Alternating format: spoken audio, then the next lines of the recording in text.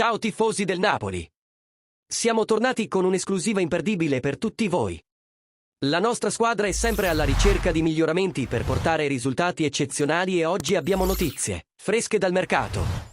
Prima di entrare nei dettagli, vi invito a mettere un like a questo video e iscrivervi al nostro canale per non perdere nessuna novità sul nostro amato Napoli.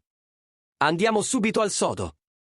Il Napoli continua a muoversi sul mercato e, secondo quanto riportato da Repubblica, l'ipotesi Mario Hermoso non è mai stata accantonata.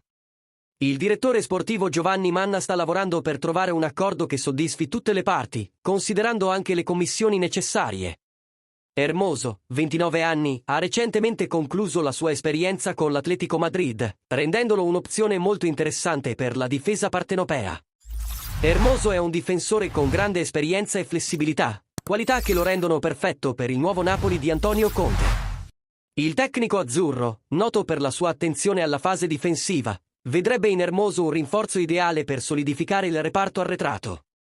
La trattativa è complessa, ma la determinazione di Manna e la necessità di trovare l'equilibrio giusto potrebbero portare a un esito positivo. La possibilità di vedere Hermoso in maglia azzurra entusiasma i tifosi, che riconoscono in lui un giocatore capace di fare la differenza grazie alla sua esperienza internazionale e alla sua capacità di adattarsi a diversi ruoli difensivi. Sarebbe un'aggiunta preziosa per affrontare le sfide della prossima stagione, sia in Serie A che nelle competizioni europee.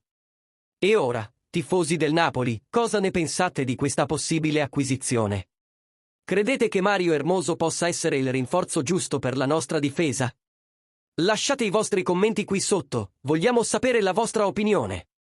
Non dimenticate di mettere un like a questo video, iscrivervi al nostro canale e attivare le notifiche per rimanere sempre aggiornati su tutte le novità del Napoli. Restate sintonizzati per ulteriori aggiornamenti e, come sempre, Forza Napoli!